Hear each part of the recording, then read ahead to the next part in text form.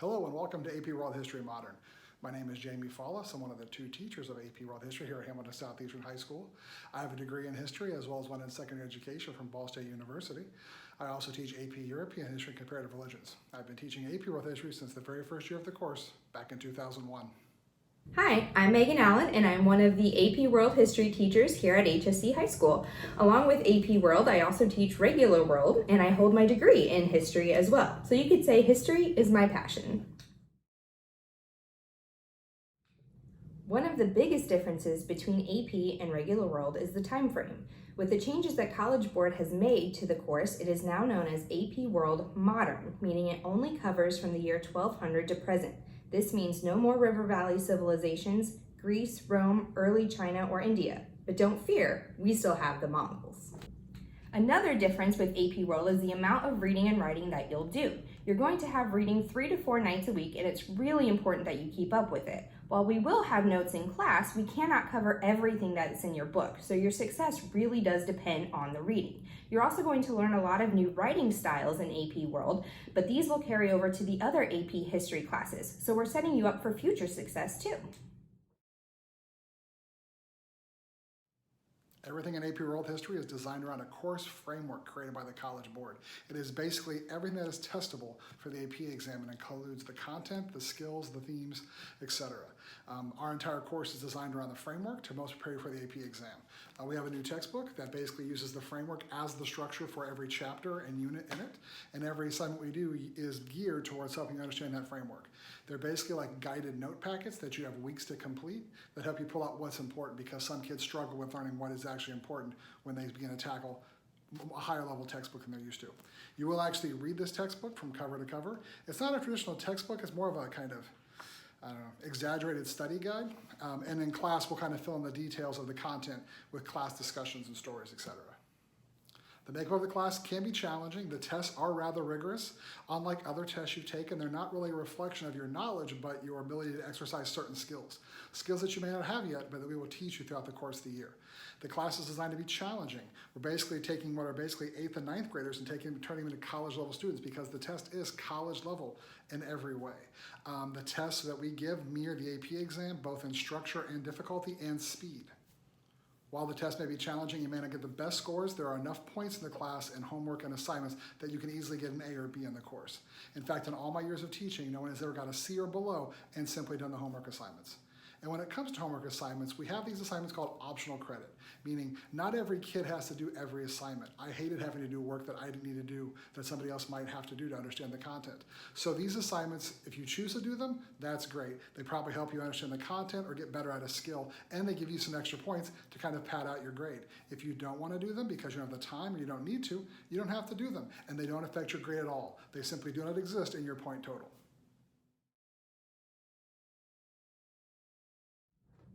As we've said before, this is a college level class. It's going to be incredibly rigorous, but it's also very rewarding. You're going to see a lot of freedom in this class that you maybe don't have in other classes, and we're also very student-centered, which means we're going to hold you accountable for your grades and your success. Parents are encouraged to join our Canvas page and have free communication with us. However, our first step will always be with students. This class is what you make it. You have to want to succeed, and the more you want it, the more fun you have with it, the better you're going to do. Mr. Fallis and I work more closely together than any other two teachers in the building. We give the same homework assignments, the same tests, and we use the same rubrics for all assignments. However, our approaches to the class are not always one and the same. A big part of AP is the AP exam. The AP exam is given in the spring, but you pay for it and register in the fall. The teachers of the course do not see the test in advance. We have no idea what's on it in specifics. We can't even be in the room when it's given. The test costs about $100, but you will be saving a lot more in the credits you earn when you go to college.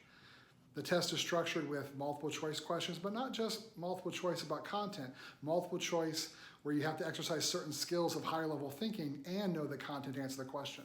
There are also short answer questions, long essay questions, and something called the DBQ, or document-based question, which is basically an essay where they also give you a bunch of documents that you have to use to answer the question fully. While you don't have to take the AP exam, it is encouraged. You must take 2 AP exams in high school to graduate with an academic honors diploma. But the grade on the exam has no bearing on the grade in my class or vice versa. However, there is kind of an expectation in our building and from our principal that if you do take the course, you really should try to take the AP exam. All right, so let's talk about your first AP grade, the summer assignment. You should have received a message from your 8th grade teacher as well as a Skylert message, but let's just make sure you know where to find it. If you go to the HSE High School webpage, in the upper right corner, search Summer Assignment, and it should bring up the link on our counseling webpage. Make sure to read through the instructions and complete all sections of the assignment. Each of the articles was thoroughly researched and chosen to give you the best success, not only in AP, but throughout your high school career. You also need to make sure you read the prologue of the AMSCO book. By doing so, not only will you do well on the first graded assignment, but you will also be in great shape for the start of the school year. All summer assignments must be typed and turned in on Canvas on the first day of school. Through Canvas, we do check all work through Turnitin, which is a site that checks for plagiarism. Any plagiarism found will result in a 0 on the summer assignment. Be safe, use your own words. This assignment is a great grade cushion at the beginning of the year. It is worth 100 points and will help act as a buffer as we get into our first test and writing assignments, which you may struggle with. If you have any questions throughout the summer, please email myself and Mr. Follis so we can make sure we get all of your questions answered.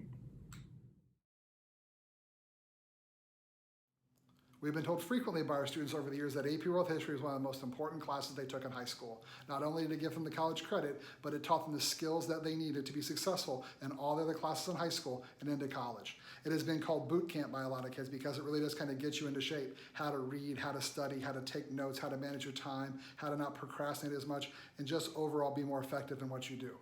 While it isn't required to have a study hall, if you are a freshman or sophomore, this is probably your first AP class, and we would recommend thinking about taking a study hall. If you have an IEP or a 504, you might definitely want to think about taking a study hall just to give you the time for accommodations on test modifications. As we said, to be successful in the course, it really does take kids who are motivated, work hard, don't procrastinate too much, but we'll teach you all those skills throughout the year if you struggle with those. The class is a lot of hard work, but it's also a lot of fun. Kids really enjoy it, and at the end of the day, you're going to get a good grade in the class and probably get college credit, and that's really what it's all about in AP. If you have any concerns, please let us know. The point of this was not to scare you. We just wanted to be honest with you. We didn't want to sugarcoat it, but we didn't want to lie. We wanted to be completely honest about the expectations of the course. So if we've scared you, if you have any concerns or have any problems with the summer assignment, please email both Mrs. Allen and I together, and we'll respond to that email. We really look forward to seeing you in the fall, and welcome to AP World History Modern. Welcome to the world of AP. We can't wait to meet you all this fall.